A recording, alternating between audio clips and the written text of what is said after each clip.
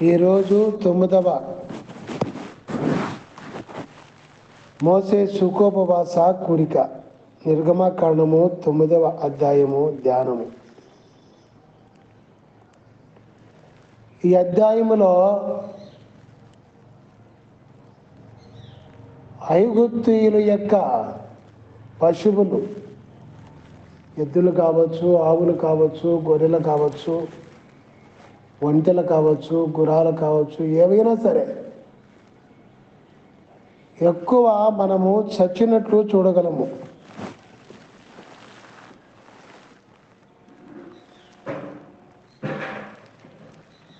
మరి దేవుని పిల్లలారా,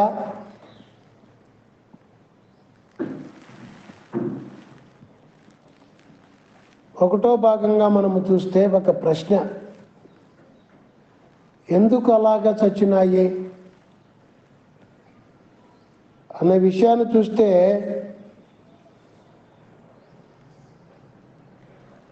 మోసే ప్రవక్త ద్వారా దేవుడు చెప్పిన మాటలు వినకపోవడము వల్ల, దేనివల్ల? వినకపోవడము వల్ల. 3వ వచనంలో మనము చూడొచ్చు. 2, భద్రము చేసుకోకుండా పోవడం వల్ల. అర్థమైంది కదా? రెండో భాగంగా మనము చూసినట్లయితే, కొన్ని పశువులు చావలేదు, కారణము భద్రము చేసుకున్నారు. 9వ వచనంలో దేవుడు చెప్పినట్లు. 3వ భాగంగా మనము చూస్తే, ఎవరు భద్రపరుచుకున్నారు, ఎవరు భద్రపరుచుకోలేదు అన్న విషయాన్ని, ఎలాగా భద్రపరుచుకోలేదు అన్న విషయాన్ని మనము చూస్తే 2 మాటలు కనబడతాయి. ఐగుప్తీయులు భద్రపరుచుకోలేదు. మరి పశువులను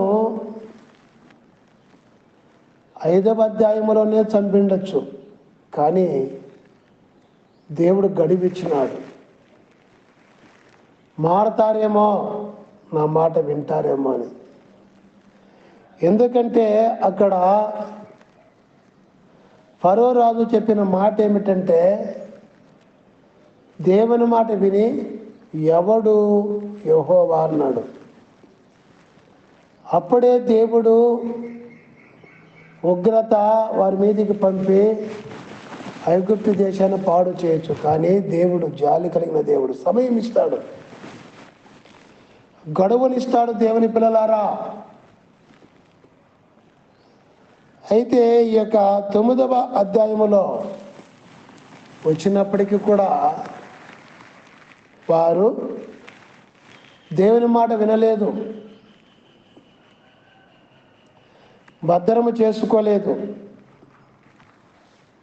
రెండోది, పశువులను ఎందుకు చంపాలి అంటే, ఈ నిజదేవుని మాట వినకుండా, నిజదేవుడు తెలియకుండా ఉండేవారికి నిన్న దినమందు కప్పలను చంపినట్లు ఈరోజు పశువులను కూడా ఎందుకు చంపుతున్నాడు, చంపి ఉన్నాడు అన్న విషయాన్ని చూస్తే,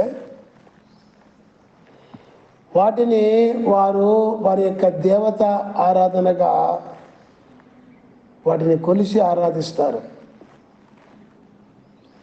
మరి పశువులను ఎందుకు చంపాలి ముందుగా అంటే,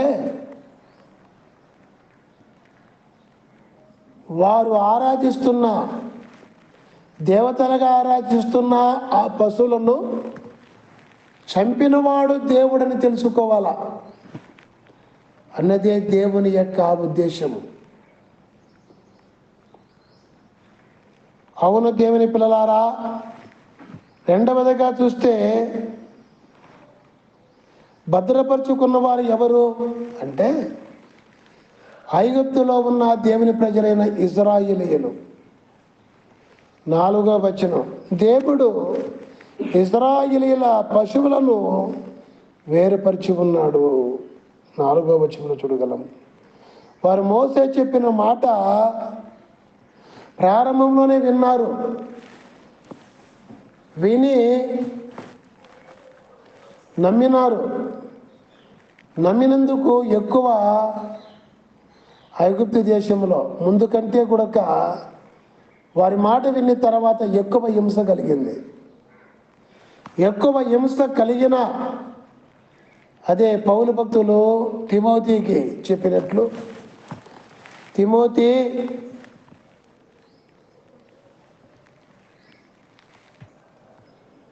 యేసుక్రీస్తునందు సద్భక్తితో బ్రతుకోవారు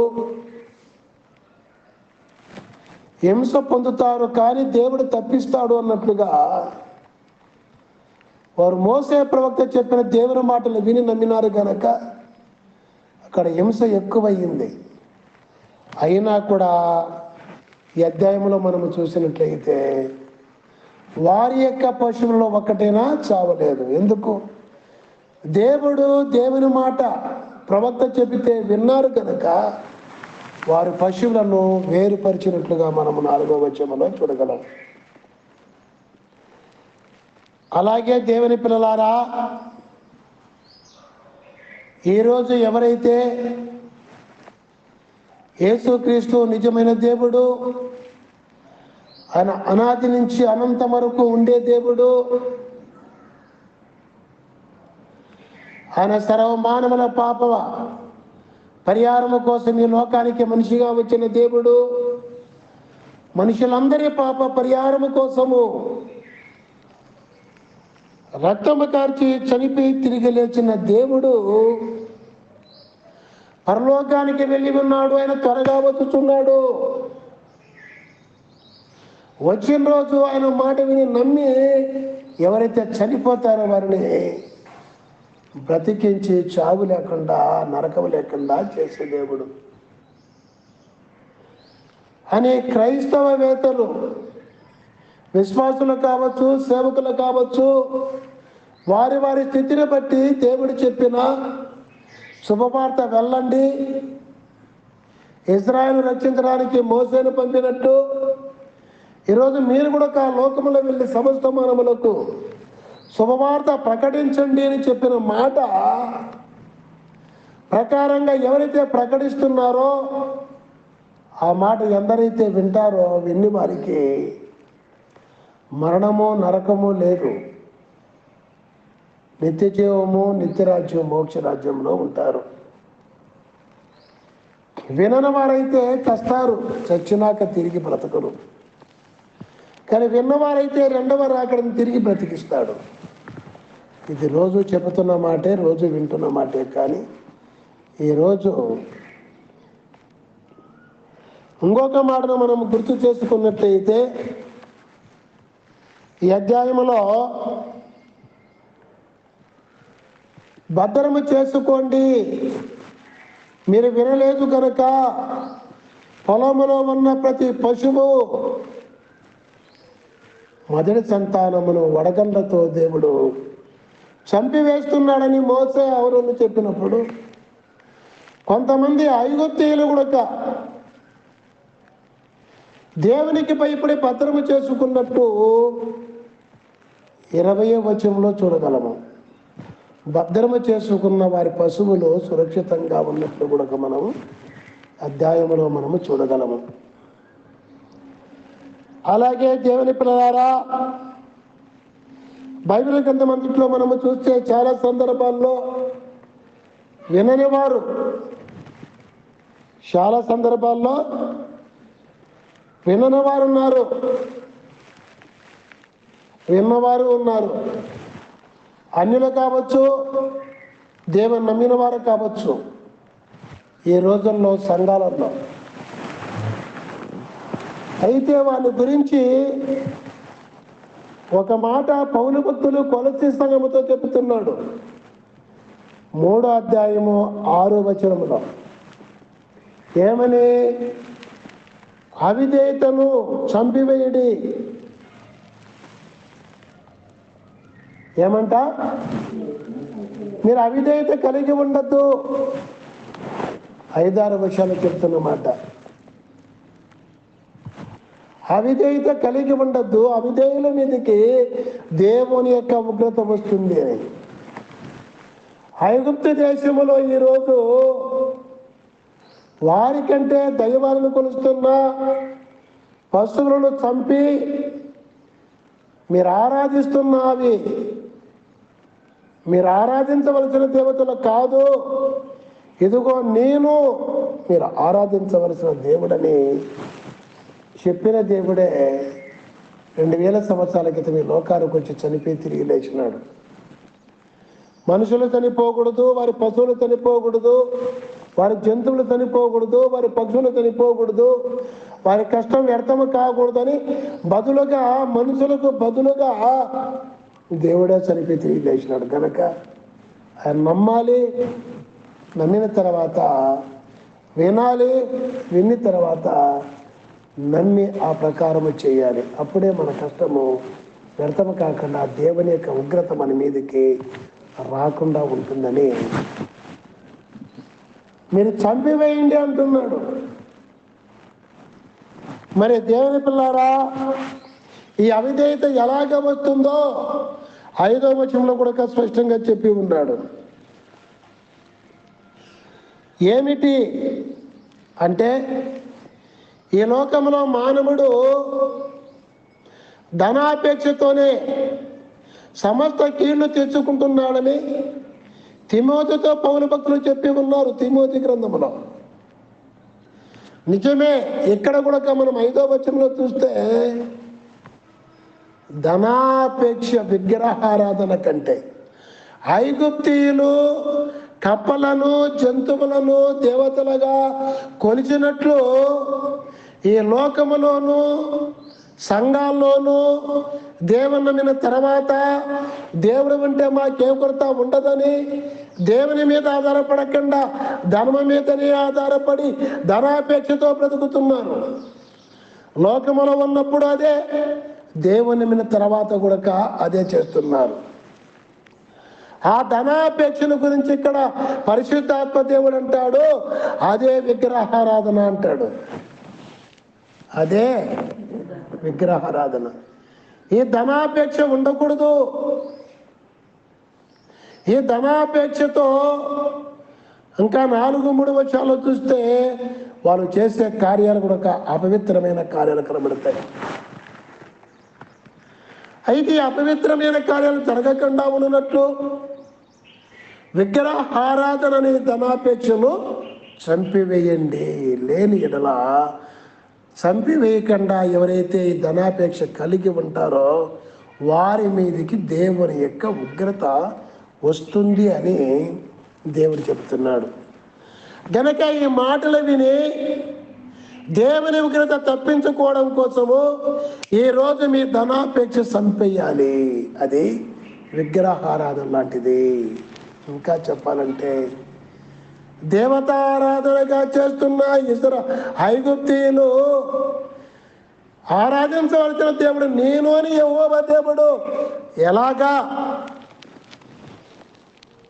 పశువుని చంపినాడో ఆ దేవుడే నేను దేవుడను, మీరు చనిపోకుండా బ్రతకాలి, మోక్షంలో ఉండాలి, నరకానికి వెళ్ళకూడదని మోక్షరాజ్యం విడిచిడిచి లోకానికి వచ్చి చనిపోయి తిరిగి లేచిన దేవుని దగ్గర ఉండే క్రైస్తవ సంఘాలలో ఈ ఉగ్రత దేవుని ఇంటి దగ్గర ప్రారంభం కాకూడదని దేవుడు ముఖ్యంగా క్రైస్తవులతోనూ తర్వాత క్రైస్తవుల కానితో వారితోనూ రెండవదిగా మాట్లాడుతున్నాడు.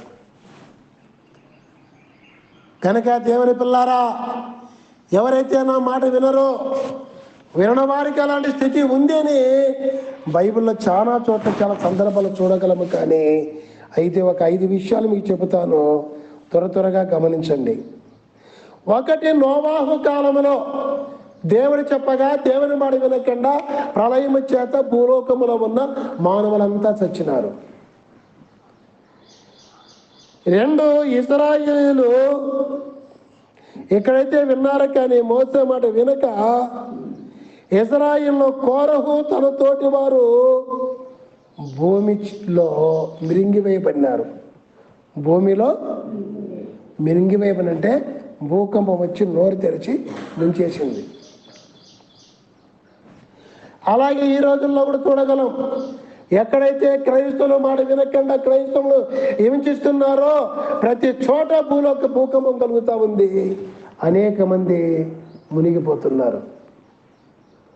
గనక దేవుని పిల్లారా, రెండవదిగా దేవుని మాట వినకపోతే భూమి మింగివేస్తుంది, జాగ్రత్త అని హెచ్చరిస్తున్నది వాక్యం.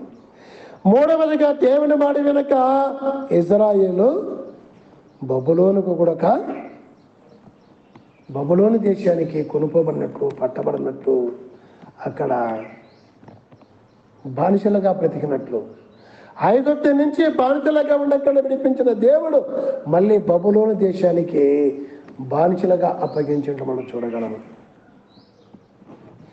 4, దేవుని నమ్మని వారు ఎందరో నశించిపోతున్నారు. లోకస్తులు. ఎవరు? లోకస్తులు నశించి నరకానికి వెళ్ళిపోతున్నారు. ఏళ్ల శ్రమలు నిలిచిపోతున్నారు. అకాల మన్నాలు పొందుతున్నారు. రకరకాలుగా నష్టపోతున్నారు. అశాంతి లేకుండా బాధలతో చనిపోదామని ఆత్మహత్యలు చేసుకుంటున్నారు. అదే దేవుని నమ్మిన వారితో దేవుడు మాట్లాడతాడు, అమ్మా ఆత్మహత్య చేసుకోవద్దు, అయ్యా ఆత్మహత్య చేసుకోవద్దు. ఆత్మహత్య చేసుకుంటే నువ్వు నరకం తప్పించుకోలేవు, మోక్ష రాజ్యానికి పొందలేవు. కనుక చూడు, చనిపోయి తిరిగి లేచిన దేవుడు ఆత్మహత్యలు ఎందరినో ఆపివేస్తున్నాడు. ఈరోజు ఆత్మహత్యలు చేసుకోవాలనుకున్న వారు ఈ యొక్క మెసేజ్లు విని, ఈ యొక్క ఆడియోలు విని ఎందరో ఫోన్ చేసి సాక్ష్యం ఇస్తున్నారు. అయ్యా మీ ఆడియోలు విన్న తర్వాత మేము ఆత్మహత్య చేసుకోవాలనుకొని కూడా ఆత్మహత్య చేసుకోలేదయ్యా, ఎందుకంటే ఆత్మహత్య చేసుకుంటే నరకానికి పోతామని అని అన్యులు క్రైస్తవులకు సాక్ష్యం ఇస్తున్నారు ఫోన్లు చేసి, ఈ ఆడియో రికార్డు విని. మరి వింటున్న నీవు అలాంటి స్థితిలో ఉన్నావా? జాగ్రత్త. 5వదిగా దేవుని మాట వినక క్రైస్తవ సంఘాలు కూడా అనేక మంది దేవుని మాట వినక ఇబ్బంది పడుతున్నారు. మన సంఘంలోనే దేవుని మాటలు విని దైవ సేవకులు చెప్పగా ఎంతో ముందుకు వెళుతూ సమాధానంగా సంతోషంగా ఉన్నవారు ఎందరో విడిపింపబడినారు. బాధల నుంచి, సమస్యల నుంచి, రోగాల నుంచి, ఇబ్బందుల నుంచి. తర్వాత ఈ తీరిన తర్వాత వినకుండా పోయి చాలా మంది రకరకాల ఇబ్బంది పడుతున్నారు. ఇబ్బందులు తీర్చుకోవడము, దేవుని మాటలు వినడం వల్ల మళ్ళా ఇబ్బందుల పాలు కావడము, దేవుని మాటలు వినకపోవడం వల్ల. కనుక ముగింపులో చెప్పే మాట ఏమిటంటే, దేవుని పిల్లలారా, నీవు అలాగా కాక దైవ సేవకులు చెప్పే దేవుని మాటకు విధేయుడవై ఐగుప్తులోని నష్టము జరగకుండా చూసుకోమని ఈరోజు ధ్యాన వాక్యము హెచ్చరిస్తున్నది. ఇలాగా హెచ్చరింపబడి ఐగుప్తులో కలిగిన నష్టం ఈరోజు నీలో, నీ జీవితంలో, నీ కుటుంబంలో, నీ సంఘములో కూడా జరగకుండా, దేవుని ఉగ్రత రాకుండా దేవుని మాట వినేవారుగా ఉండాలని, దేవుని మాట విని దేవుని దగ్గర నేర్చుకొని సమాధానం కలిగి జీవించాలని ఈరోజు దేవుడు హెచ్చరించుతున్న మాట చేత హెచ్చరింపబడాలని, ఇటు భాగ్యము మీకు కలగాలని తెలియపరుచుకుంటున్నాం. ప్రార్థన చేసుకున్నాం. ప్రభువా,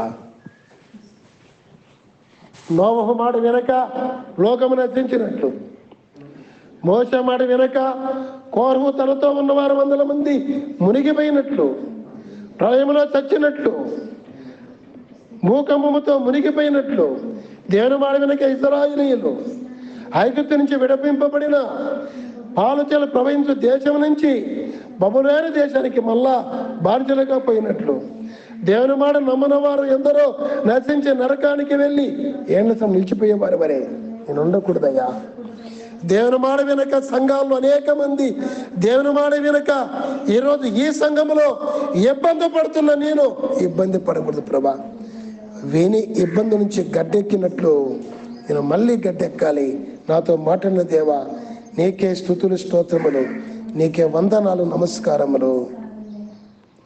ప్రభా, ఈ రోజు నువ్వు హెచ్చరించినట్లుగా హెచ్చరింపబడిన అయినా ఈ రోజు నుంచి విగ్రహారాధనే ధనాపేక్షను చంపేసి ఏ అపవిత్రమైన కార్యం చేయకుండా, ఏ విరోధమైన కార్యం చేయకుండా అయ్యా అవిధేయతను తీసివేసుకుని విధేయత కలిగి జీవించే భాగ్యము కలిగి ఉండాలి ప్రభా. ఇంకెప్పుడు అలాంటి తప్పులు చేయను.